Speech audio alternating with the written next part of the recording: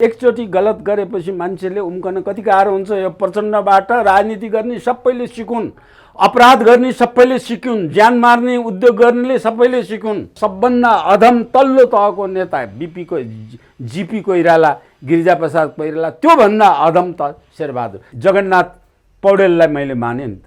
यस्तो चाहिन्छ नेता। देश अब प्रचण्डले भनेछ देशै दुर्घटना भयो। देशको स्वाभिमान, देशको सार्वभौमिकता, स्वतन्त्रता, प्रजातन्त्र त कुरै छोडिदिनुहोस्, गइसक्यो। जगन्नाथ पौडेलले जे बोलेका छ त्यो शुद्ध प्रजातान्त्रिक विचार बोलेका छन् र शुद्ध नेपाली काङ्ग्रेसले बोल्नुपर्ने विचार बोलेका छन्। यदि नेपाली काङ्ग्रेस सिद्धान्तमा विश्वास गर्छ भने नेपाली काङ्ग्रेसले त्यो पौडेलसँग शेरबहादुर देउवाले सिक्नुपर्छ, गुरु थापना गर्नुपर्छ। प्रचण्ड र शेरबहादुरलाई मात्र मिलाएर पुग्थ्यो सङ्ख्या भने माधव नेपाललाई ल्याउने थिएन, केपी ओलीबाटै बस्थे उनी। माधव नेपाल आफ्नो बुद्धिबाट यो सबै गरेका छैनन्। प्रचण्डले साम्यवादको सिद्धान्त छोडे, माओइजम छोडे, लेनिनिज्म छोडे, कार्ल मार्क्सिज्म छोडे प्रचण्डले, र धनवाद र अमेरिकाको पिट्ठु भए, इन्डियाको पिट्ठु भएर इन्डियाको लागि राष्ट्र नै बेच। रामचन्द्र कङ्ग्रेसमा लागेका एउटा कार्यकर्ता मात्रै हुन्। परिस्थिति बस यिनलाई चाहिँ केही पनि गरेको होइन। यिनलाई नेता बनाएको पञ्चायत व्यवस्थाले हो। राजनीतिमा आफ्नै नेतृत्व खुबी भएर आफैले देशलाई योगदान गरेको सृजना सिंहले के सृजना गरिछन्? कतिवटा स्कुल सृजना गरिन्, कति हजार विद्यार्थीलाई पढाइन्। आवश्यक परे प्रचण्डलाई प्रधानमन्त्री बनाइदिने, प्रधानमन्त्रीको सब्स्टिट्युटका रूपमा प्रधानमन्त्रीले गर्न नसक्ने अवस्थामा खडा गर्नुपर्ने रेणु दाहाललाई उठाएर त्यो पार्टीलाई जिउँदो बनाइराख्नुपर्ने, त्यो आवश्यकता अमेरिकालाई पर्यो। केपी स्थापित र एमालेको शाक्य उस्तै हुन्। जेल हाल्नु पनि सक्नुपर्छ प्रधानमन्त्रीलाई। नेपाली काङ्ग्रेसको अर्को पार्टीलाई त्यसले गर्ने चाहिँ के छ त्यो विधानले? त्यो स्पष्टीकरण मात्रै सोधेर हुन्छ? अमेरिकाको चाहनामा शेरबहादुरले रेणुलाई उम्मेदवार बनाए कुरो थियो। अमेरिकाको चाहना अनुसार नै सबै गतिविधि भइराखेको छ। राजनीतिमा त पार्टीमा त सबै पार्टीले चुनाव जितेर सबै पार्टी सत्तामा त हुँदैनन् नि। नेपालै यस्तो देश हो, सबै सत्तामा बस्छन् एकै ठाउँ। यिनी मूर्ख मान्छे काटे। कालिदास स्वभाव के प्रचण्डको। गिरिजा प्रधानमन्त्री भएको बेला प्रचण्डले चुनाव हारेको निर्वाचन क्षेत्रमा, हारेको चुनावमा रातभरि त्यसको प्रचण्डको बाकस भएको गाउँ निर्वाचन क्षेत्रमा निर्वाचन आयोगलाई प्रधानमन्त्रीले चाहिँ के प्रजातन्त्र बन्छ त्यो नेपाली काङ्ग्रेसले? केशव स्थापित काठमाडौँमा आउनु र एमाले पोखराबाट छेडेर रेल लगाएर चाहिँ भैरवा लैजाने, लुम्बिनी लैजाने भन्ने कुरा जम्मै एउटै कुरा हो। प्रो अमेरिकामा एकदम भयो कि शेरबहादुर भोलि यो पदबाट अर्को आउँदो चुनाव भएपछि इन्डियाले पताउँदैन। इन्डियाले नपताएको त अहिले इन्डिया गएको अवस्थामा हेर्नुहोस् न। गणेशमानको छोरो भयो भन्दा प्रकाशमान नै पहिले खाइसके। गणेशमानको आधा सम्पत्ति 100 प्रकाशमानले खाए। प्रकाशमानको योगदान गणेशमानको तुलनामा गर्नुहोस् त। एउटा स्कुल बनाएछन्, एउटा पाठशाला बनाएछन्, एउटा सडक बनाएछ, एउटा सामाजिक काम गरेछ। प्रचण्ड शेरबहादुरलाई हटाएर प्रचण्ड प्रधानमन्त्री हुन चाहेछ यही पदावधिको 6 महिनाको लागि। दर्शकवृन्द नमस्कार, चुरो कुरोमा तपाईँलाई हार्दिक स्वागत छ। हामी चुरो कुरोमा निरन्तर रूपमा वैशाख 30मा हुने स्थानीय निर्वाचनमा केन्द्रित भएर संवाद गर्दै आइरहेका छौँ र आज पनि हामी स्थानीय निर्वाचनमै केन्द्रित भएर संवाद गर्नेछौँ। चितवनको भरतपुरमा गठबन्धनले गरेको आमसभा यति बेला चर्चामा छ। प्रचण्डले देशकै बहालवाला प्रधानमन्त्री शेरबहादुर देउवाको अगाडि मेरो छोरी रेणु दाहाललाई अथवा हँसी हातौडामा भोट नहाल्ने हो भने देश दुर्घटनामा जान सक्छ भनेर च्यालेन्ज दिए। त्यो प्रचण्डको चुनौती शेरबहादुरलाई थियो अथवा भरतपुरका जनतालाई थियो अथवा नेपालका 3 करोड जनतालाई थियो। एउटा बहालवाला प्रधानमन्त्रीको अगाडि एउटा भूतपूर्व प्रधानमन्त्रीले देश दुर्घटनामा जान्छ भनिरहँदा बहालवाला प्रधानमन्त्री ताली पड्काएर टुलु हाँसेर ठुलो हेर्दै हाँस्दै निरीह अवस्थामा थिए। नेपाली काङ्ग्रेसका सभापति हँसी हातौडामा भोट माग्दै थिए। नेपाली काङ्ग्रेसका वरिष्ठ नेता रामचन्द्र पौडेल रेणु दाहाललाई जिताउनुपर्छ र मात्रै केपी ओलीलाई साइजमा ल्याउन सकिन्छ, काङ्ग्रेसले 93 सिट जित्न सक्छ, त्यसकारण पनि हँसी हातौडामा भोट हाल्नुपर्छ, जगन्नाथ पौडेल र कृष्णलाल सापकोटाहरूलाई कारवाही गर्नुपर्छ, ती उत्तेजनामा आए। जो काङ्ग्रेसमा भोट हाल्नुपर्छ, रुखमा भोट हाल्नुपर्छ भन्छन्, उनीहरूलाई काङ्ग्रेसकै सभापति र वरिष्ठ नेता कारवाही गर्नुपर्छ भन्छन्, हँसी हातौडामा भोट हाल्नुपर्छ भन्छन्। प्रचण्ड गठबन्धन 15देखि 20 वर्षसम्म जान्छ, अब यो गठबन्धन कसैले भत्काउन सक्दैन भनेका प्रचण्ड त्यस लगत्तै 10 वर्षमा झरेर आज कैलाली पुगेर गठबन्धन धरापमा परेको सङ्केत गरिसके, काङ्ग्रेसले बेमानी गर्यो, गठबन्धन क्लियर छैन भने, माधव नेपालले गठबन्धनमा काङ्ग्रेसले अहङ्कार देखायो भने अब यो गठबन्धनको भविष्य के छ, आउने चुनावमा स्थिति के होला दलहरूको, यो चुनाव सकिसकेपछि यो 5 दलीय गठबन्धन रहला अथवा भत्केला, प्रचण्ड केपी ओली फेरि एक ठाउँमा आउलान्। वास्तवमा प्रचण्ड किन यस्तो तरिकाले अस्थिर र विक्षिप्त भएका छन्, उनको राजनीतिक भाग्य भविष्य के छ, यही विषयमा केन्द्रित भएर आज हामी राजनीतिक विश्लेषक प्राध्यापक डाक्टर शास्त्रदत्त पन्तसँग चुरो कुरोमा संवाद गर्दैछौँ। सबभन्दा पहिले म डाक्टर पन्तलाई चुरो कुरोमा स्वागत गर्छु। डाक्टर साहब, तपाईँलाई चुरो कुरोमा हार्दिक स्वागत छ। हस्, धन्यवाद। डाक्टर साहब, यो प्रचण्डबाट नै सुरुवात गरौँ। प्रचण्डको चरित्र त हुन त अपरम्पारको भइसक्यो, यिनको बयान गर्न अब सामान्य मान्छेले नसक्ने अवस्थामा प्रचण्ड पुगिसके। केही दिन अगाडि 15-20 वर्ष गठबन्धन रहन्छ भनेर चितवनबाट हुङ्कार गरेका प्रचण्ड त्यसपछि 10 वर्षमा झरे। आज त कैलाली पुगेर गठबन्धन धरापमा परिसकेको, क्लियर नभइसकेको, काङ्ग्रेसले बेमानी गरेको कुरा बोल्न थालिसके। यो प्रचण्ड भन्ने चरित्र, प्रचण्ड भन्ने यो जुन चिज छ नि डाक्टर साहब, यो कस्तो खालको चरित्र हो, कस्तो खालको चिज हो, किन यति अस्थिर र विक्षिप्त भएको छ? मैले यहाँबाट सुरु गरेँ।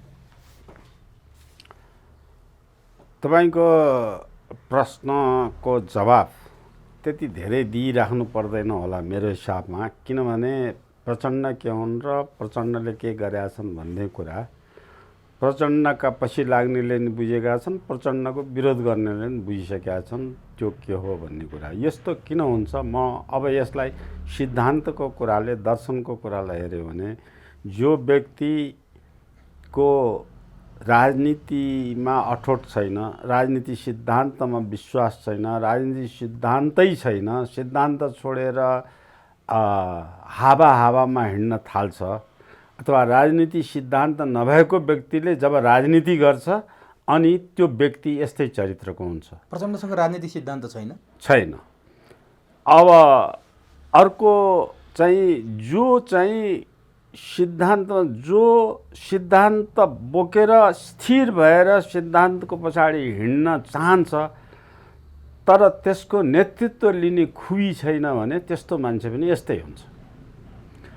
प्रचण्डमा भएको राजनीति सिद्धान्त विहीनता, राजनीति खुबी विहीनता, नेतृत्व गर्ने क्षमता विहीनता, यी सबै कुरा चाहिँ प्रचण्डमा सामेल छन् र प्रचण्ड चाहिँ त्यो विहीनता हुनुपर्ने वातावरणमा हुर्किएको पनि हो। जब प्रचण्डले यसलाई स्पष्ट पारेर नेपाली जनतालाई बुझाउनुको निमित्त प्रचण्डले भूमिगत किन भए भन्ने कुराबाट थाल्नुपर्छ। भूमिगत भएपछि माओसेतुङले चीनमा गरेकै जस्तो कान्तिको शैलीमा त्यो चाहिँ यो साम्यवादीहरूले अरू मुलुकमा गरेको क्रान्तिको शैलीमा आफूलाई लिएर गएपछि त्यस बेलाको चरणको सिद्धान्तमा हिँडेको भन्ने सिद्धान्तले डोर्याएर सिद्धान्त नबुझिकन सिद्धान्त पढेर प्रेरित भयो तर सिद्धान्तको गहिराई बुझेको थिएन रहेछ। त्यस्तो अवस्थामा भएपछि साम्यवादीको विरोधी समूहले उनलाई चाहिँ उनको त्यो नियत बुझिसकेपछि उनलाई चाहिएको चिज उपलब्ध गराइदिए। त्यो के थियो चाहिएको चिज भने? पैसो, गोलीगट्टा, बन्दुक।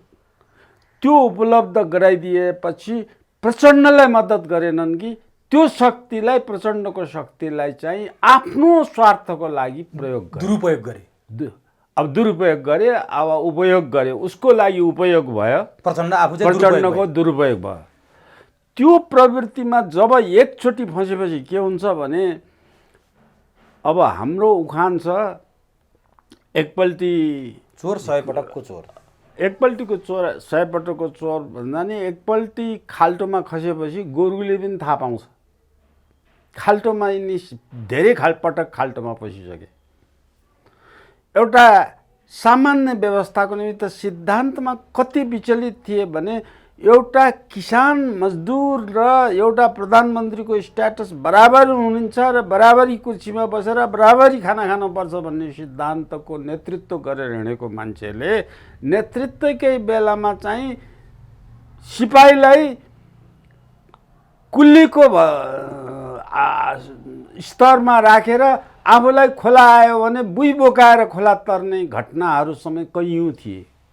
क्रिस्चियनलाई खुसी बनाउनलाई क्रिस्चियनले बन्दुक दियो, गोली दियो भन्दैमा क्रिस्चियनलाई खुसी बनाउँदाखेरि नेपालको इसाईले पनि सम्मान गरेको, मुसलमानले पनि सम्मान गरेको मन्दिरभित्र गएर दिशा पिसाब गराउन लगाउनु पर्ने आवश्यकता थिएन। नेपालको क्रिया गर्ने परम्परालाई तोड्न क्रियापुत्रीलाई गएर क्रिया बाबुबाजे आमाको क्रिया गरेर बसेकालाई चाहिँ गर्दनमा गिडेर टुक्र्याउनु पर्ने अवस्था पनि थिएन। त्यो खुसी पाउनु यो कुरा यो सबै कुरा के हो भने उनको मानसिक कमजोरी हो, उनको सिद्धान्त विहीनता हो, उनको आवेगात्मक स्वभाव हो, उनको निहित स्वार्थमा चाहिँ घुम्ने स्वभाव हो, जुन स्वार्थको जन्जालमा आज उनी फँसेका छन्। एउटा चाहिँ महमा टाँसिएको माउरी जसरी महको डब्बाभित्र छटपटाएर भुरभुराइरहेछ र अहिले प्रचण्ड त्यस्तै गरेर त्यो महमा टाँसिएर भुरभुराएछन्।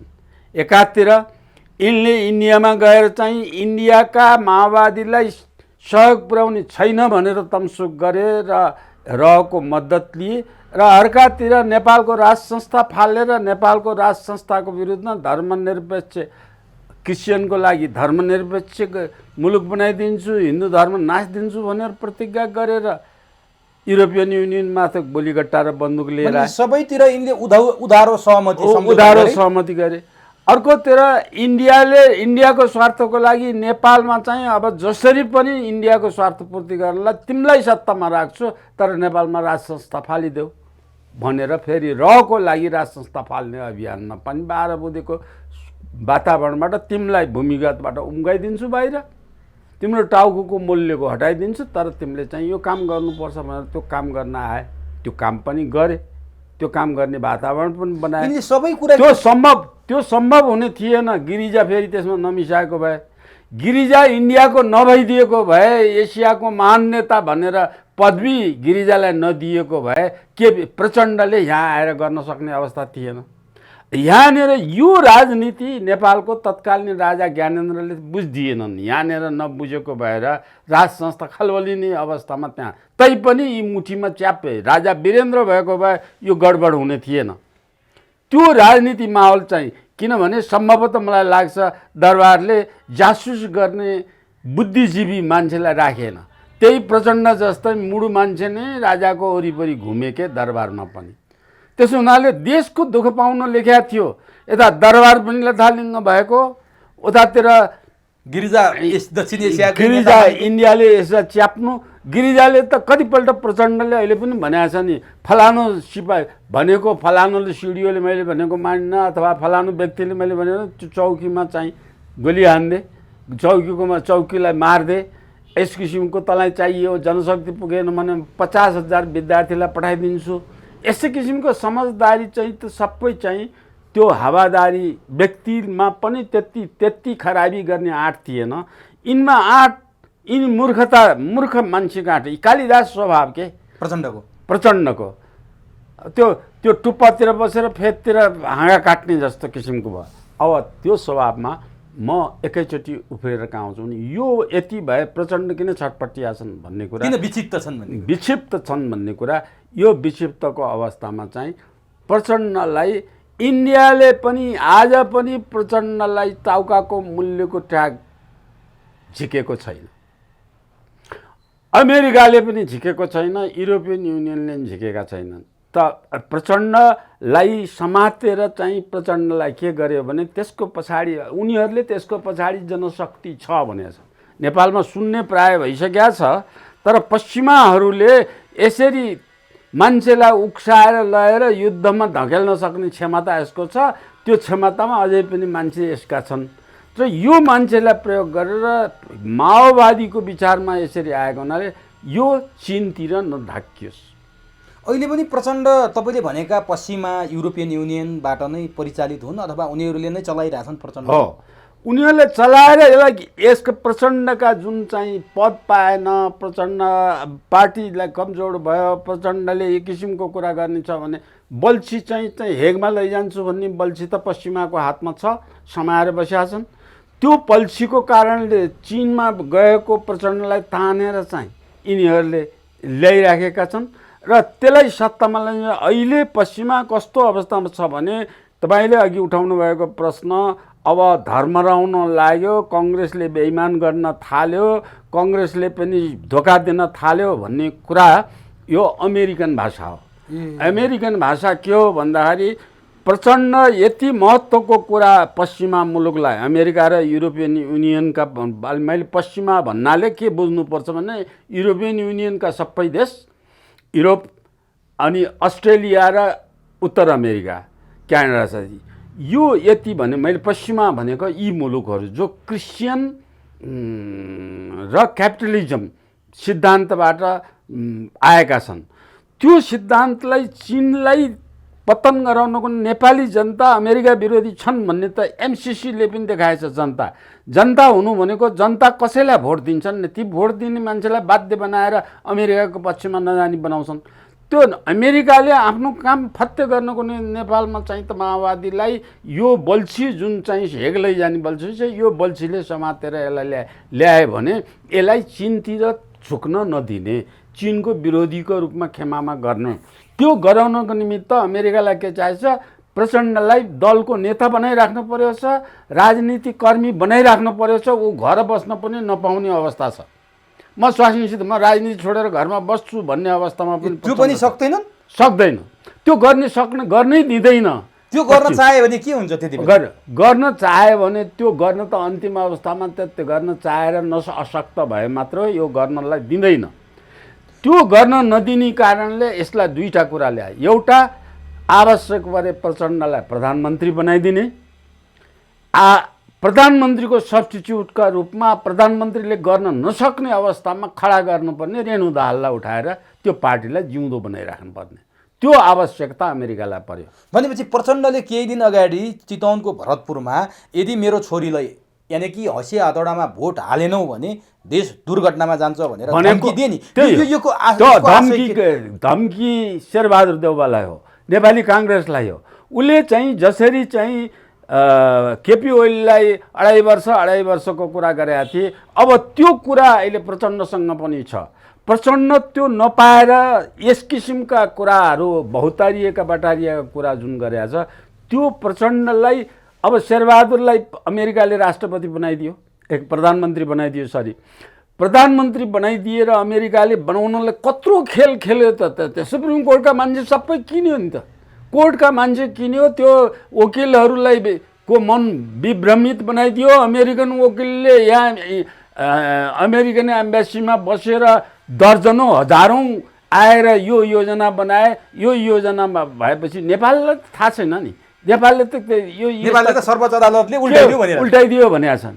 त्यो सर्वोच्च अदालतले कसरी उल्टाउने कुरा एम्बेसीले कत्रो भूमिका खेल्यो। एम्बेसीको शक्तिले पुगेको होइन, अमेरिकाका हवाईजहाज विज्ञहरू नेपालमा आएर नेपालको गहिरो अध्ययन गर्ने मान्छेहरू, ती विज्ञहरू अमेरिकन राजदूतावास देख्नुभएको छैन, त्यहाँ 1000 जना वर्षौँ बसेको पनि कसैले थाहा पाउँदैन। त्यस्तो किसिमको अवस्थाले बनाइएको छ।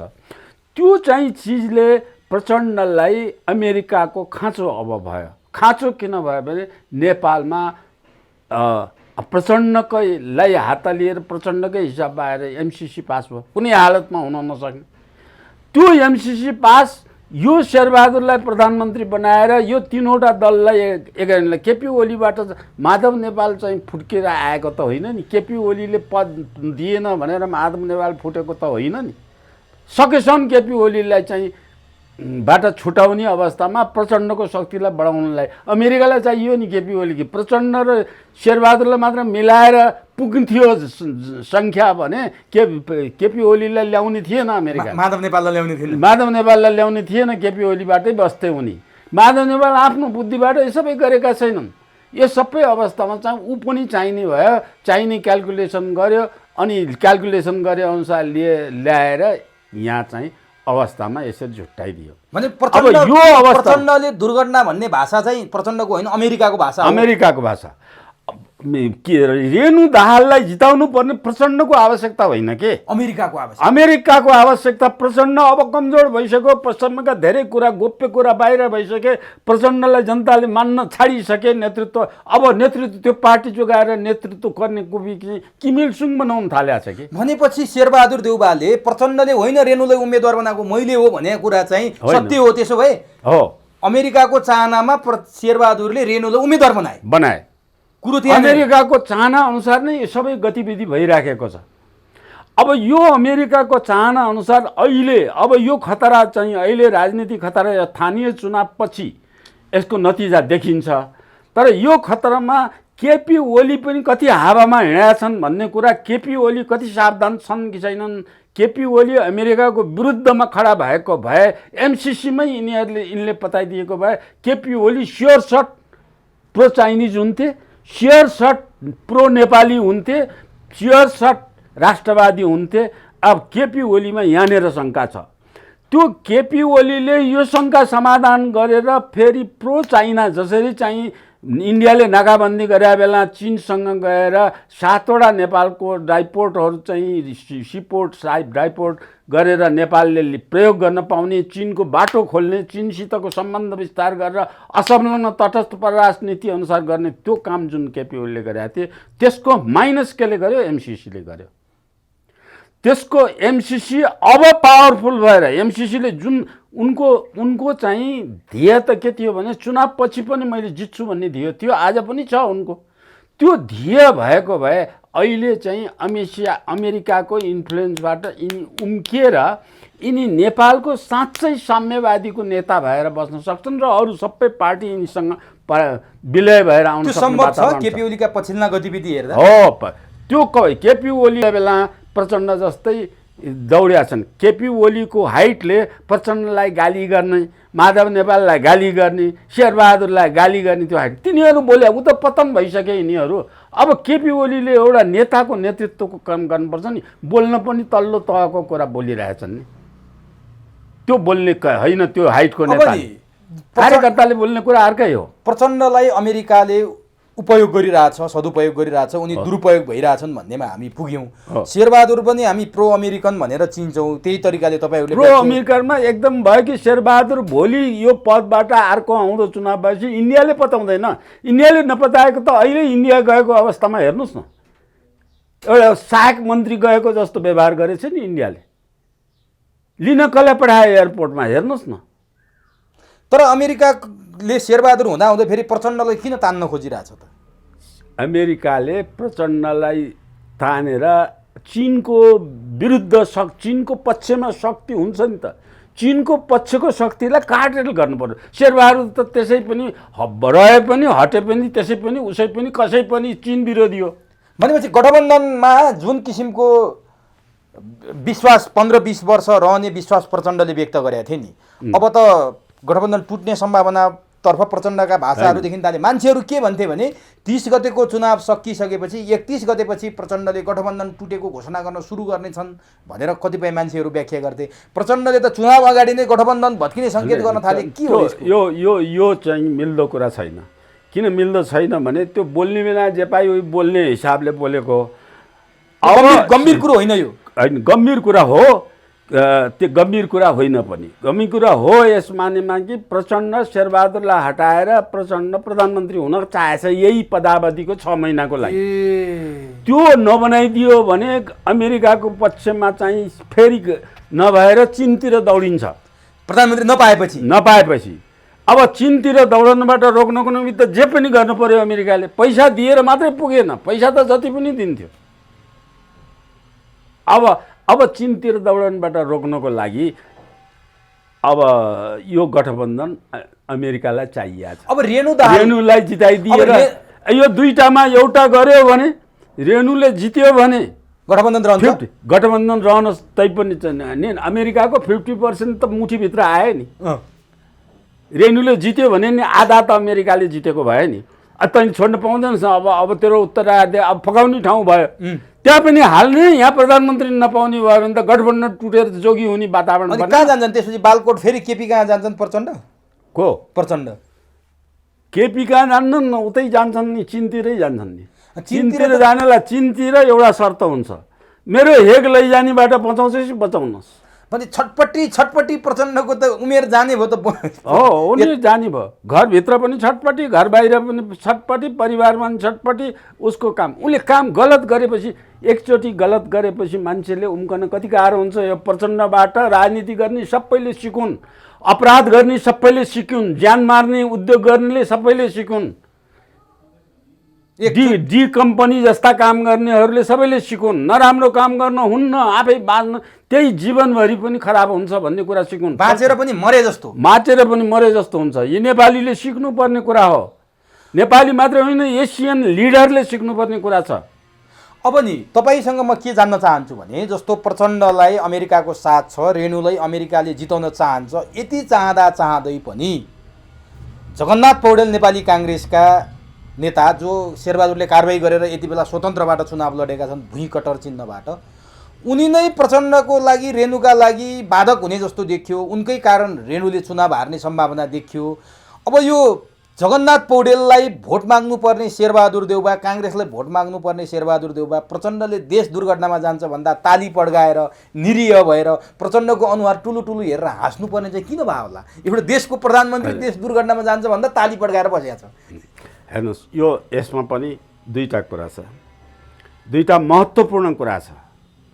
शेरबहादुरको पनि यसमा चाहिँ गर्ने कुरा, शेरबहादुर रेणु दाहाललाई जिताउनुपर्छ भनेर शेरबहादुरको एन्ड कम्पनी, त्यो पार्टीका जम्मै मान्छे चितवनमा गएर, प्रचण्डको पार्टीका चुनाव लडेका त देशभरि अरू पनि छन् नि त, देशभरि अरू सबै ठाउँमा नगएर कङ्ग्रेसको जम्मै दल, बल, धन, मन, तन, हेलिकप्टर सबै प्रयोग गरेर रेणु दाहाललाई भोट देऊ भनेर कङ्ग्रेस चितवनमा किन गयो भने, अब यहाँनिर कङ्ग्रेसले प्रधानमन्त्री छोड्दिन, हामीले रेणु दाहाललाई जिताइदिएपछि प्रधानमन्त्री छोड्नु पर्दैन भन्ने कुरा कङ्ग्रेसले बुझाएको छ।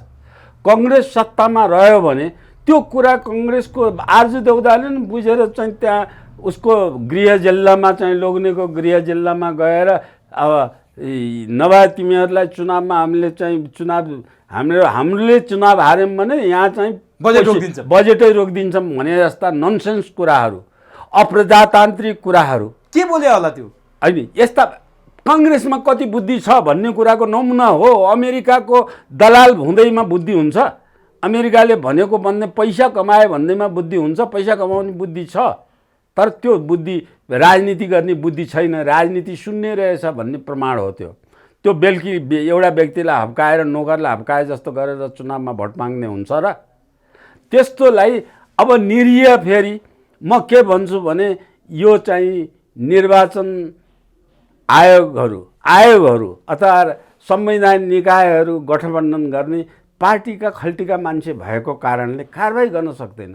शेरबहादुरले यो के भन्छ, यो अहिले बनाएको आचार संहिता, आरजु देउदाले आचार संहिता लेखेको, स्पष्टीकरण लेखेको, चिठी लेख्यो भन्नेसम्म आयो।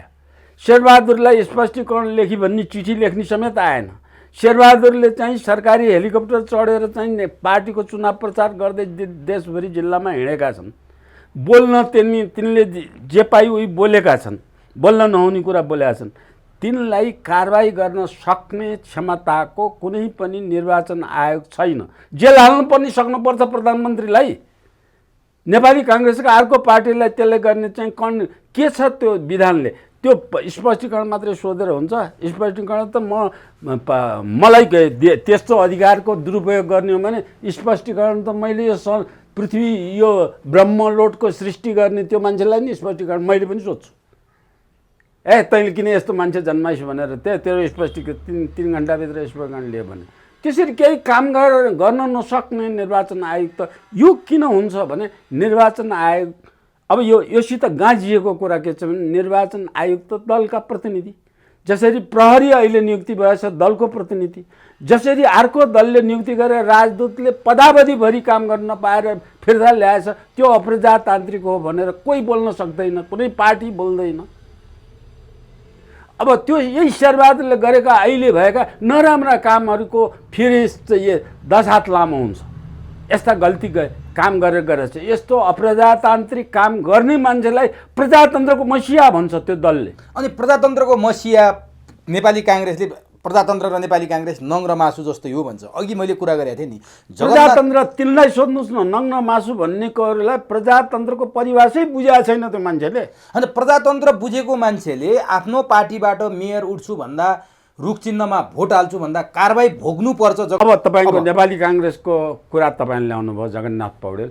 जगन्नाथ पौडेलले जे बोलेका छ, तपाईँको मिडियामा पनि बोलेका छन्, अरू मिडियामा पनि बोलेका छन्, उनको विचार मैले जे सुने त्यो शुद्ध प्रजातान्त्रिक विचार बोलेका छन् र शुद्ध नेपाली काङ्ग्रेसले बोल्नुपर्ने विचार बोलेका छन्। यदि नेपाली काङ्ग्रेस सिद्धान्तमा विश्वास गर्छ भने नेपाली काङ्ग्रेसले त्यो पौडेलसँग शेरबहादुर देउवाले सिक्नुपर्छ, गुरु थापना गर्नुपर्छ। प्रजातन्त्र के हो भन्ने कुरा पौडेलसँग सिकुन्, नेपाली काङ्ग्रेस के हो भन्ने कुरा पनि पौडेलसँग सिकुन्, बिपीवाद के हो भन्ने कुरा पनि पौडेलसँग सिकुन्, बिपीवादको अर्थ पनि त्यहीँबाट सिकुन्। केही पनि नबुझिकन प्रधानमन्त्री हुने यहाँ चाहिँ मलाई लाग्छ पौडेलले बुझ हारेका छैनन्। पौडेललाई पार्टीबाट निकालेको त के रेणु दाहाल र अमेरिकाको बल हो नि। रेणु दाहाललाई जसरी पनि जिताउनु पर्छ भन्ने कुरा, त्यो अमेरिकाको एमसिसी विरुद्धमा पार्टीले पास गरेको हुनाले पार्टीको अनुशासनमा चाहिँ पौडेलले बोलेनन्। मैले चिनेको छैन पौडेलसँग मैले भेट पाएको पनि छैन, त्यहाँ छन् भन्ने कुरा अहिले मिडियाबाट मात्र मैले नाउँ थाहा पाएको। त्यो पौडेलको सिद्धान्त, डिटेल सिद्धान्त के छ त्यो मैले अपवादमा थाती राखेर अहिले बोलेकोलाई मात्रै ती सिद्धान्तवादी हुन् भनेर मैले मानेर लिएन। उनको चरित्र अरू के छ त्यो पनि मलाई थाहा छैन, लेनदेन व्यवहार खान यसो उसो केही थाहा छैन। तर यो गठबन्धन गरेको 5 दलीय गठबन्धन नै अप्रजातान्त्रिक हो भन्ने उनको अठोट जुन छ त्यो सिद्धान्तवादी हुन् भन्ने पुष्टि गर्यो। यस्ता पुष्टिले सही बाटोबाट प्रजातन्त्रको जुन बिपीवाद, नेपाली काङ्ग्रेसको सिद्धान्त, प्रजातन्त्रको सिद्धान्तको यस्तै प्रतिवाद पौडेलले गरे भने पौडेलले यहाँ चुनाव हारे पनि यसपछिको नेपाली काङ्ग्रेसको राष्ट्रिय नेता, शेरबहादुर पछिको नेता पौडेल हुने वातावरण बनाएछन्। उनले नेतृत्व गरेर प्रजातन्त्रलाई जोगाउने वातावरण ल्याउन सक्ने क्षमता मैले त्यो मान्छेमा देखेँ। अब तपाईँले त बिपीवाद पनि देख्नु भएको छ, भोग्नु भएको छ, बुझ्नु भएको छ। बिपी कोइरालाको बारेमा तपाईँलाई ती शेरबहादुर भन्दा बढी तपाईँलाई थाहा छ। हामी यत्रो अन्तर्वार्ता गर्दा तपाईँले बिपीको, महेन्द्रको बारेमा धेरै चित्रण गर्नुभएको छ। यहाँ बिपीले स्थापित गरेको काङ्ग्रेस अथवा नेपाली काङ्ग्रेसको जुन किसिमको दिशा छ, सिद्धान्त छ, त्यो नेपाली काङ्ग्रेस असली जगन्नाथ पौडेल कि शेरबहादुर देउवा भन्ने प्रश्न उठेको छ के? तपाईँले चाहिँ कसलाई चाहिँ असली काङ्ग्रेस देखिरहनु भएको छ? मैले त जगन्नाथ पौडेल नै काङ्ग्रेस, शेरबहादुर देउवा काङ्ग्रेस नसुतेको, नछोडेको, काङ्ग्रेस प्रजातन्त्र र काङ्ग्रेस नछोडेको। शेरबहादुरले छोडिसके? शेरबहादुरले त उहिल्यै छोडे। प्रजातन्त्र त उनले त उहिल्यै छोडे। शेरबहादुरले जुन बेला आज ओलीले बोलेका छन् कि उनले चाहिँ प्रजातन्त्र लगेर दरबारमा बुझाउने मान्छे धेरै भएको छैन भनेका छन् ओलीले। अब ओली यस्ता कुरा सबै जनतालाई थाहा छ कि ओलीले बोल्ने होइन कि ओलीको वेट घट्छ कि। तर शेरबहादुर देउवाले अब अहिले त जे भए पनि आधिकारिक काङ्ग्रेसको नेता त शेरबहादुर देउवा छन्।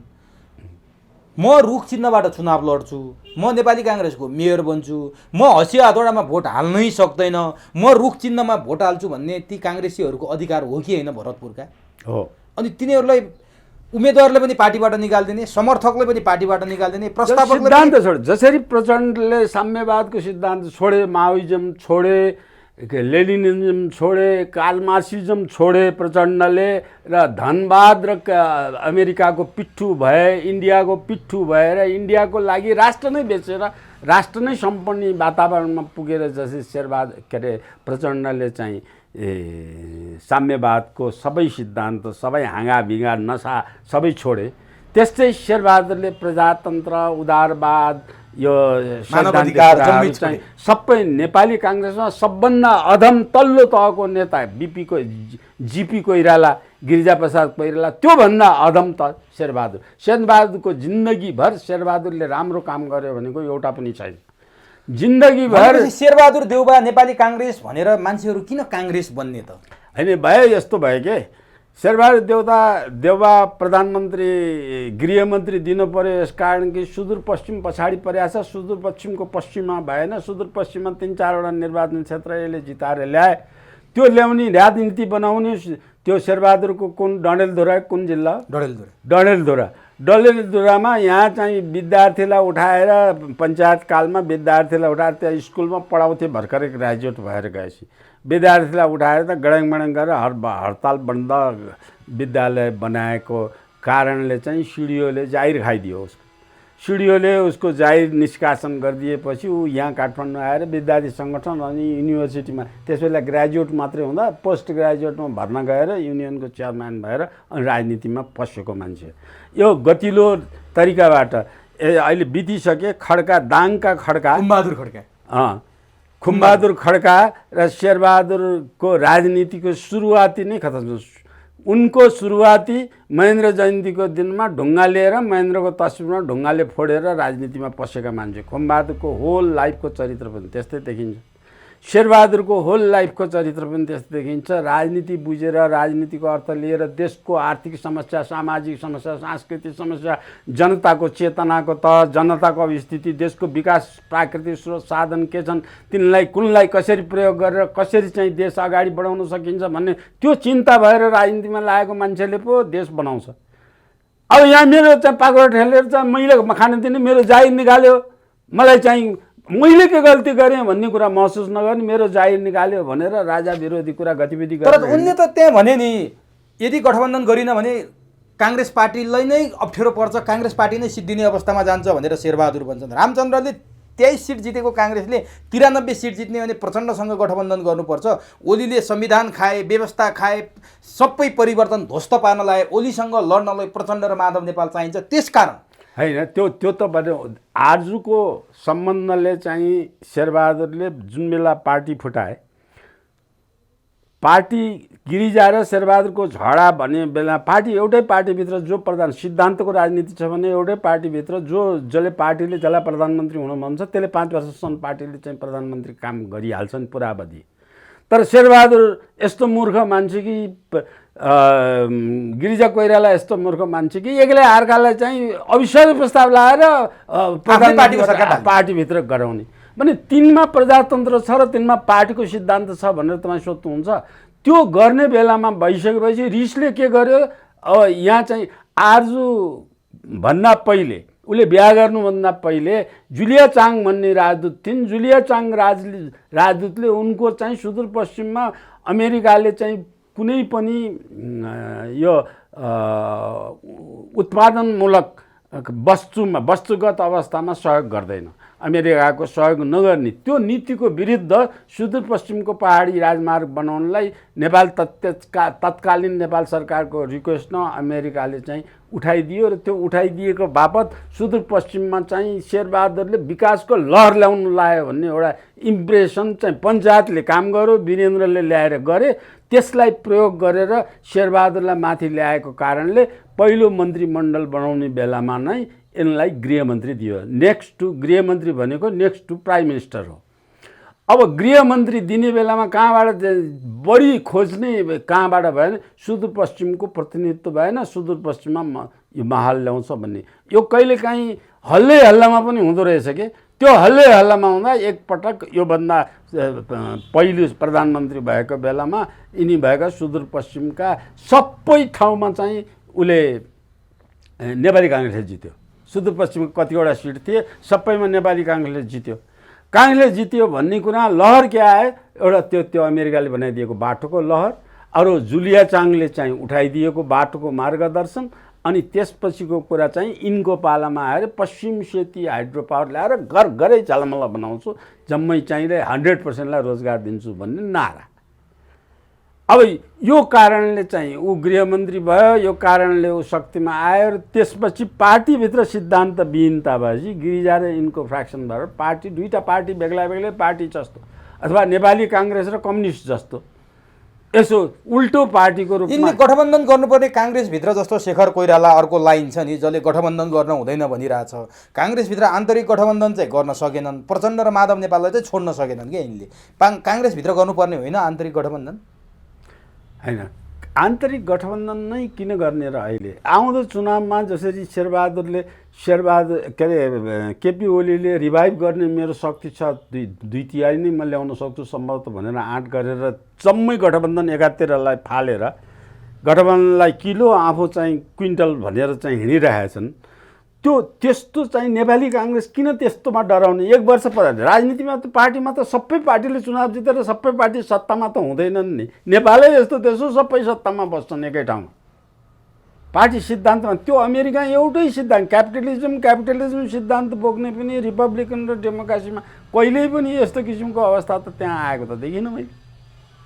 बेलायतमा 3टा पार्टी छन्, लिबरल पनि त्यहाँ किसिमको त्यो सोसलिजम बोक्ने पनि छ, त्यहाँ पनि त्यस्तो आएको त कहीँ पनि कुनै पनि देशमा छैन। पार्टी सिस्टम बोक्नुपर्ने पञ्चायती पद्धतिले कार्यान्वयन गर्ने कि पार्टी सिस्टम भन्ने, राज संस्था कमजोर बनाउने, राज संस्था हुँदैन भन्ने, मल्टिपार्टी सिस्टमको कुरा गर्ने काम गर्ने दलविहीन पञ्चायत अहिले चाहिँ भएको त दलविहीन पञ्चायत। अनि रामचन्द्र पौडेल पनि डेमोक्रेसीका ठुल्ठुला कुरा गर्छन्। उनी रेणु दाहालको प्रशंसा गरेका छन्। सुन्नु भएको छ नि, रेणु दाहाल जस्तो मान्छेलाई भोट हाल्नुपर्छ भनेर जगन्नाथ र कृष्णदाहाल 84 वर्षका ती वृद्ध नेतालाई ललकार्या छन् नेपाली काङ्ग्रेसकै। यी रामचन्द्र पौडेल चाहिँ के रहेछन् फेरि? शेरबहादुरको अर्को अपोजिट पोल।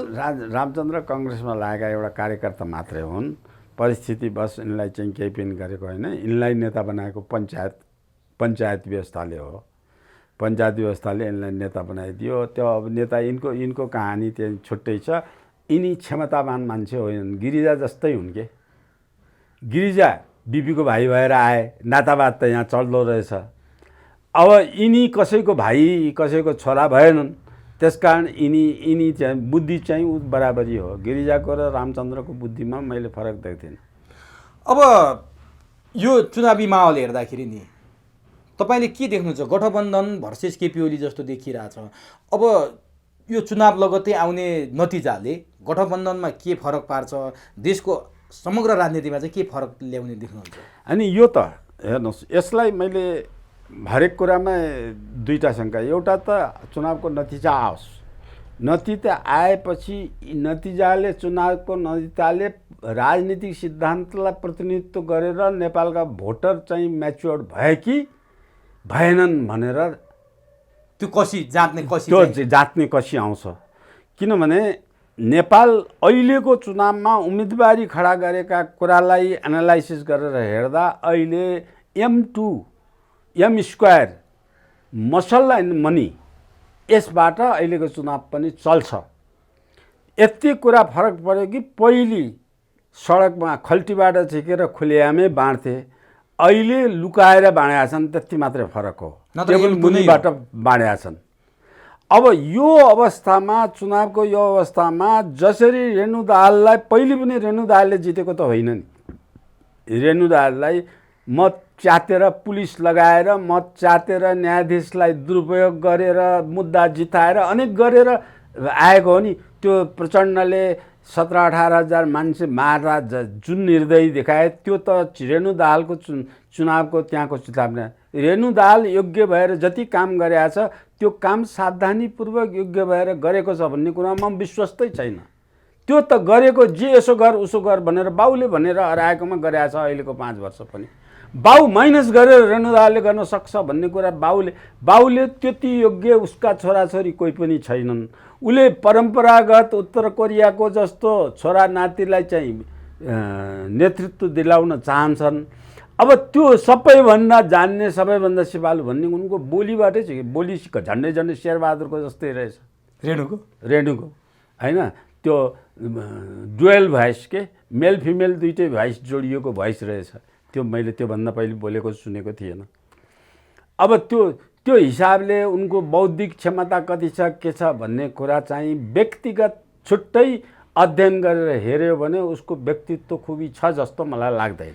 यसपालि त्यो अहिले गरेको जे छ उसको पार्टीले गरेको छ, उसको बाउले गरेर भएछ त्यत्तिकै। तर अस्ति त सबैले बखान गरे त त्यहाँ त नि नारायणघाटमा, चितवनमा त्यो विकासको चाहिँ बयान नगर्ने त त्यहाँ नेतै थिएनन्। अब जो त्यो उसलाई चुनाव जिताउनु भनेर गएछ त्यसले बयान नगरे जित्छिन्। तपाईँले के देख्नुहुन्छ यहाँ बसेर हेर्दाखेरि? तपाईँले सम्पूर्ण कुराहरू मैले त राजनीति आँखाले हेर्छु। काम गर्ने भनेको व्यक्तिको व्यक्तित्वले हो। त्यो काम गर्ने व्यक्तिको व्यक्तित्व कहिले थाहा हुन्छ रेणु दाहालको भने सिकेर गयो भने पनि प्रचण्डको शेषपछिको नेतृत्वबाट थाहा हुन्छ बल्ल। अहिले नै त्यसलाई लिन सकिने अनि अहिले चुनाव जित्ने सम्भावना देख्नुहुन्छ कि देख्नुहुन्न यसपालि चाहिँ? होइन, अहिले चुनाव जित्ने त त्यो दुईवटा कुरा अघि भने नि मैले। जनता सचेत भएको भए चुनाव हार्छन् सबै, यी खराब जति मान्छे सबै हार्छन्। एमसिसी समर्थन गर्नेहरूको त प्रत्यक्ष हार्छन्।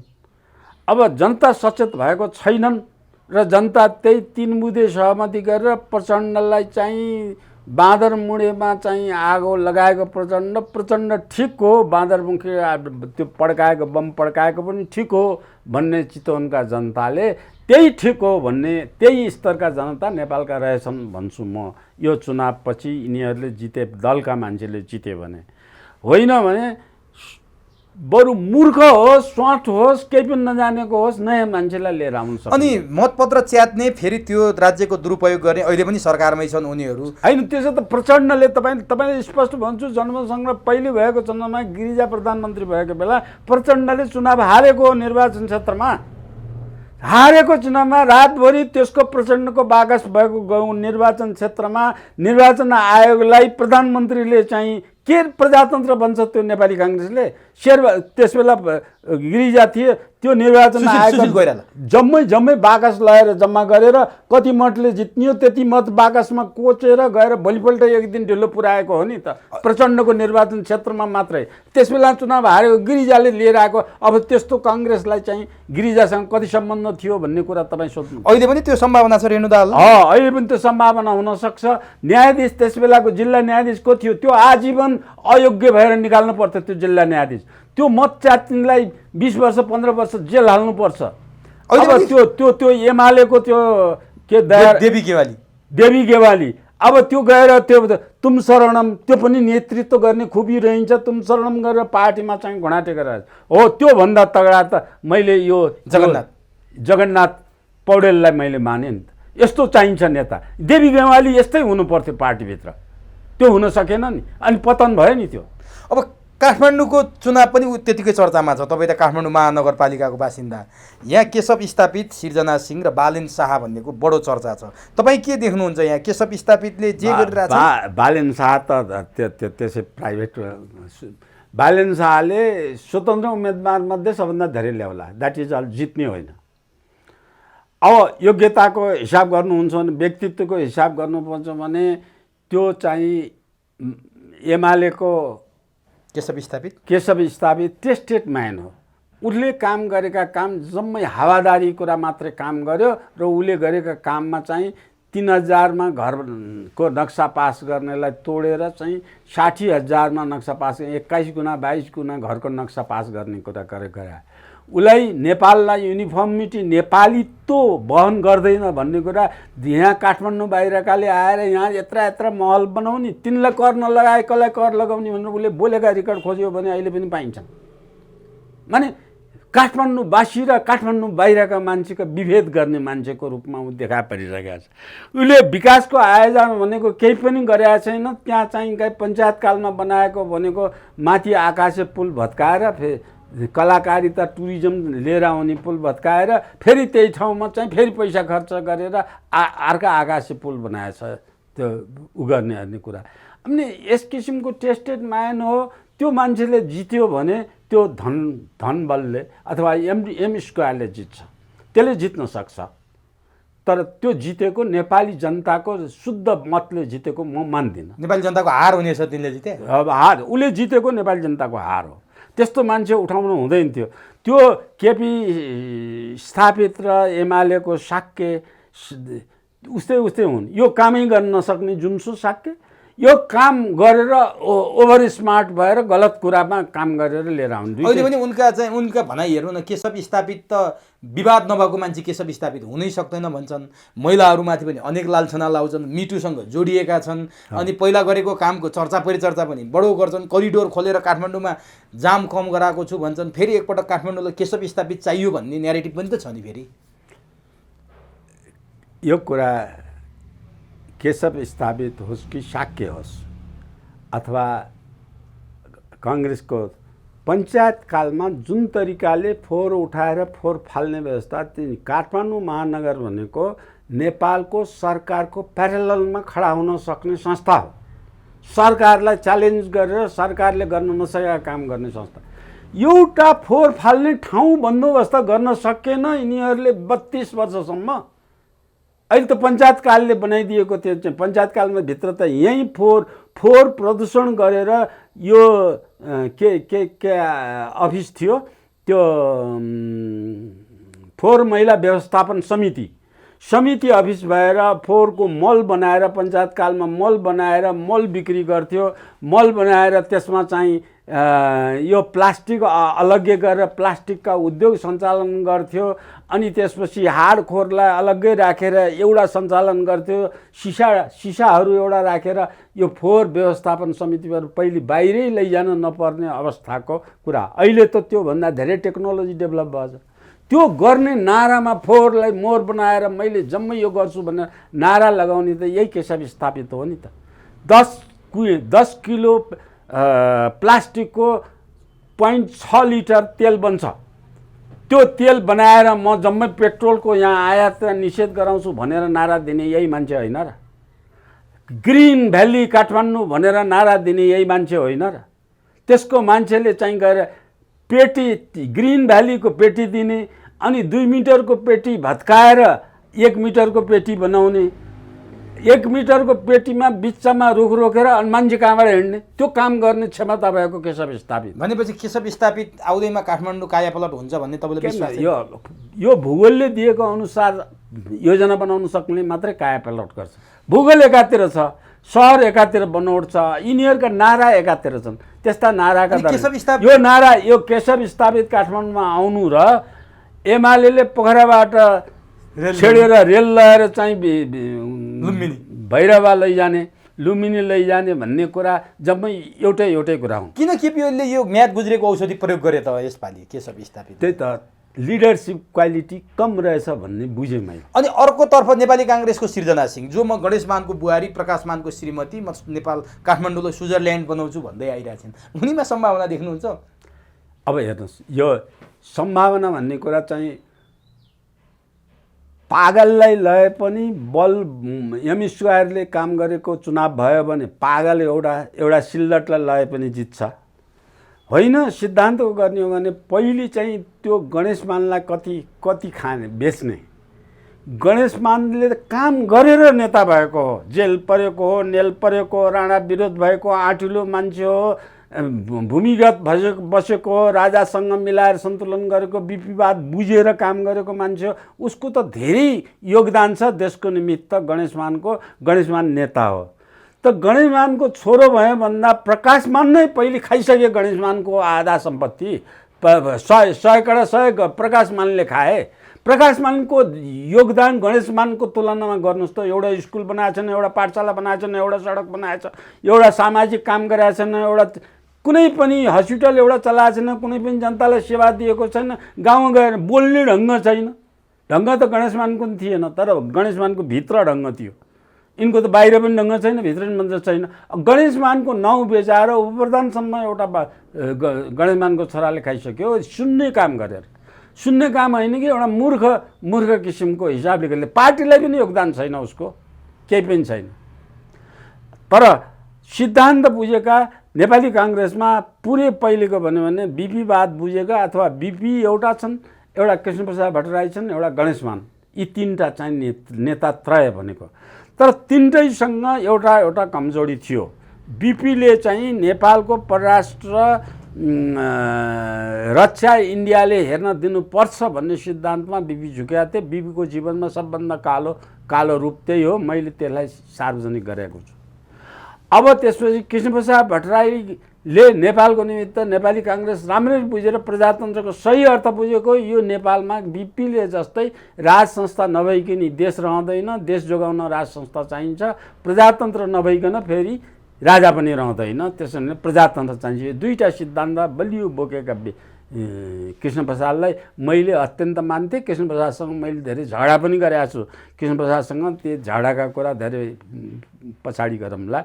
अब कृष्णप्रसादले प्रधानमन्त्री भए बेला 10 जुन 1990मा नेपालमा यातायातको चाहिँ व्यवस्था हेर्दाखेरि 10 जुन 1990मा जुन सन्धि उनले गरेर आए त्यो सन्धि नेपाल घातक सन्धि भयो। इन्डियाको हितको मात्रै एकहोरो हितको लागि नेपाली गाडी इन्डियामा पस्नै नपाउने, इन्डियन गाडी नेपालभरि 72 घण्टासम्म जहाँ पनि पस्न पाउने लगायतका त्यो सन्धि गरे देशमा आज देशको दुर्दशामा पुग्नु त्यसमा छ। इन्डियासँग नाइ भन्न नसक्ने एउटा कमजोरी तिनको थियो। गणेश मान त्यसबाट पनि बचाएको थिए। गणेश मानले पनि त्यसको विरोध गरेका थिए, गर्न नहुने काम हो, बिपीले यो भए गर्ने थिएन भन्ने कुरा। तर गणेश मानले यो चाहिँ 2047 को आन्दोलनपछि गणेश मानलाई प्रधानमन्त्री हुन भन्दाखेरि मलाई 2 घण्टा टोयलेटमा बस्नुपर्छ, मैले प्रधानमन्त्री चलाउन सक्दिनँ सरकार भनेर कृष्णप्रसादलाई रिफर गरेर कृष्णप्रसादलाई बनाएर गणेश मानले त्याग देखाएको। त्यो पार्टीको सिद्धान्त ठिक हो नि, प्रधानमन्त्री हुनेले कति काम गर्न सक्छ। गणेश मान प्योर डेमोक्रेटिक हो मान्छे, प्योर चाहिँ राजावादी हो, प्योर नेपाल बुझेको मान्छे हो भन्ने कुरा पुष्टि गर्छ त्यसले। तर त्यो संविधान बनाउने बेला गणेश मानलाई सोझेका पत्रकारहरूले 10वटा पत्रकारले अनेक छदाउन खोज्थे नि पत्रकारले। त्यो बेलामा गणेश मानले छदाएको एउटा के भने 2007 यो जनमत सङ्ग्रहपछि बनेको संविधानमा दोस्रो संशोधनपछि त्यो संविधानमा चाहिँ नेपालमा शान्ति क्षेत्र प्रस्ताव नेपालको लागि संवैधानिक गराएको थियो। र गणेश मानलाई प्रधानमन्त्री हुन जान दरबारमा जाने बेलामा पत्रकारले सोधेपछि गणेश मानले के परिवर्तन आउँछ त्यो संविधानमा भन्दा सम्भवतः अरू केही परिवर्तन हुँदैन यो संविधानमा, संविधान भएको शान्ति क्षेत्र प्रस्ताव झिकेर फालिन्छ। त्यो गलत गरे। त्यो गणेश मानको सबभन्दा ठुलो कमजोरी, किनभने इन्डियासित इन्लाइनमा त गणेश मान पनि रहेछन् भन्ने मैले देखेँ। 10 जुन 1990मा कृष्णप्रसादले गरेको कृष्णप्रसादको कमजोरी अनि नेपालको जति माया गर्ने भयो भने बिपी कोइरालाले चाहिँ त्यो इन्डियन आर्मीको चिफलाई यहाँ ल्याएर स्वागत सत्कार गरेर नेपालको अधिकार इन्डियालाई दिनुपर्छ भन्ने जुनको प्रतिबिम्ब त्यो चाहिँ इन्डियन आर्मीमा क्याई सिंह दमनलाई दबाउन इन्डियन आर्मीले नेपालमा भित्राउने पनि उनीहरू हुन्। त्यो बेलामा घटेका घटनाहरू जति छन् त्यो चाहिँ यो सबैले गर्दा कङ्ग्रेस इन्डियाबाट कङ्ग्रेसको कुनै पनि नेता इन्डियाको इन्फ्लुएन्सबाट बाहिर रहन्छन् भन्ने कुरा पाए पनि नेपाल स्वतन्त्र सार्वभौम मुलुक हो र नेपाल राज संस्था चाहिन्छ भन्ने कुरामा यी 3टा नेताले योगदान दिएका थिए। हो, गणेश मानको त्यो योगदानको चाहिँ ब्याज खान सृजना सिंहले आएको। अब सृजना सिंह म अब के भन्छु भने राजनीतिमा आफ्नै नेतृत्व खुबी भएर आफैले देशलाई योगदान गरेको सृजना सिंहले के सिर्जना गरिछन्, कतिवटा स्कुल सिर्जना गरिन्, कति हजार विद्यार्थीलाई पढाइन्, कति चाहिँ यो सडक बालबालिकाको उद्धार गरिन्, कति चाहिँ यहाँ चाहिँ जनताको जनसेवामा कहिले देखिन्, उनको नाउँ कहिले सुनेको छ। अथवा उनी विद्वान हुन् भने के विद्वानमा स्विजरल्यान्ड बनाउँछु भनेर भनिरहेको छिन् अहिले। अब भन्न त कसैले भनेको थियो स्विजरल्यान्ड बनाउँछु भने त प्रचण्डले भनेको थियो, बाबुरामले पनि भनेको थियो। ठुलो कुरो भएन, ठुलो कुरा भएन। तपाईँ सृजना सिंहमा पनि सम्भावना देख्नु भएन? अहिले भन्छु जित्दैन। बालेन शाहमा पनि तपाईँ देख्नु भएन? को त अब काठमाडौँको मेयर? काठमाडौँको मेयर हुने चाहिँ अब एम स्क्वायरको मेयर अब हुने मेयर एम स्क्वायर को हो त्यो? अब त्यो एम स्क्वायरमा जो पनि हुनसक्छ, केशव स्टाफ पनि त्यसैमा आउन सक्छन्।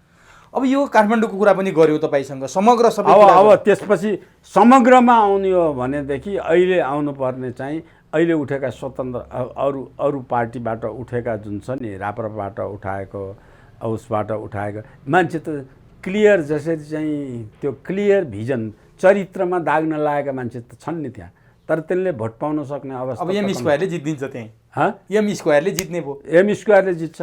एम स्क्वायर माइनस हो भने यिनी मान्छेले जिते भने एम स्क्वायर भएन रहेछ यसपालि भन्छु म।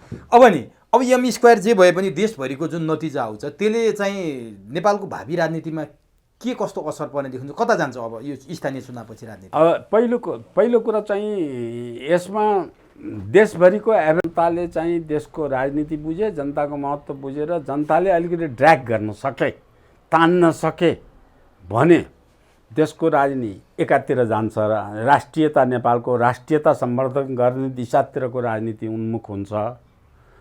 होइन, यसमा पनि विगतका चुनाव जस्तै त्यो बन्दुक देखाउने, पैसा बाँड्ने, तर्सो गराउने मान्छेको प्रभावमा परेर भोट आयो भने देश अब प्रचण्डले भनेछ देशै दुर्घटना भयो, देशको स्वाभिमान, देशको सार्वभौमिकता, स्वतन्त्रता, प्रजातन्त्रता कुरै छोडिदिनुहोस्, गइसक्यो। सार्वभौम स्वतन्त्रता पनि देशकोले गुमाउन सक्ने अवस्था आउँछ। अब अन्तिम प्रश्न, यो सबै नतिजा आइसकेपछि संयोग हो अथवा यो डिजाइन हो अथवा के हो? 30 गते चुनाव सकिन्छ, 31 गतेदेखि मत प्रक्रिया अगाडि गणना बढ्ला, आउला नतिजा। 2 गते बुद्ध जयन्तीको अवसर पारेर भारतीय प्रधानमन्त्री नरेन्द्र मोदी लुम्बिनी आउँदैछन्। यो भित्र कुनै त्यस्तो केही डिजाइन छ कि यो सामान्य संयोग मात्रै हो? अब डिजाइन त आएपछि अब यो सामान्य जस्तो पनि लाग्दैन। नरेन्द्र मोदीमा लिडरसिप क्वालिटी छ। नरेन्द्र मोदीले ओरिएन्टल सिभिलाइजेसन बुझेको छ, तर नरेन्द्र मोदीले नेपाललाई नै बुझेको छ र नेपालमा अहिले भएको राजनीति जस्तो होइन, नेपालमा एउटा शुद्ध प्रजातान्त्रिक राजासहितको वैदिक राष्ट्रको राजनीति होस् भनेर नेपाललाई चाहेको छ। तर इन्डियाको ब्युरोक्रेसी, इन्डियाको डिप्लोमेसी, इन्डियाको इन्डियाको मिलिट्री, इन्डियाको प्रहरी, यहाँ जस्तो नेपाल जस्तो एक्जिक्युटिभले डाइरेक्टर गरेर फलानालाई नदिने फलानालाई दिने त भन्ने त इन्डियामा त छैन। त्यो डेमोक्रेसी त इन्डियामा जीवित छ नि। त्यो जीवित भएको हुनाले, त्यो बलियो भएको हुनाले इन्डियाको प्रधानमन्त्री जति उच्च नेताको भए पनि तिनलाई हात लिएर ल्याउन सक्दैन। तर हात लिएर गर्नलाई रको बदनाम यति ठुलो भयो। नेपालमा मैले लेखेका किताब मात्रै रको बारेमा लेखेका 11वटा किताब, 12-13वटा अझ छन्। ती किताबले मात्रै नेपाली जनतामा एउटा कायापलटको, एउटा जनतामा मानसिक परिवर्तन ल्याएको छ। त्यो परिवर्तनको प्रभाव इन्डियन नेपाल खाने इन्डियनकामा यो गलत काम गरेछ भन्ने कुरा तिनको दिमागमा पनि परेको छ। त्यो चाहिँ अवस्थाबाट काम भयो भन्ने कुरा नेपालमा काठमाडौँमा रमा भएका हजारौं कर्मचारी काटेर नरेन्द्र मोदीले 80-85 मात्र राखिदिनुले मैले आफू सन्तोष मानेको छु के मैले पनि सन्तोष माने। भने यसपालि उनको भ्रमणले केही नयाँ सन्देश होइन, त्यो मैले यो भन्न खोजेको उनी चाहिने खाले आवश्यक नेता हुन् र तिनको मनलाई जितेर नेपाली नेताले काम गरेको भए नेपाल अर्कै दुनियाँमा जान्थ्यो।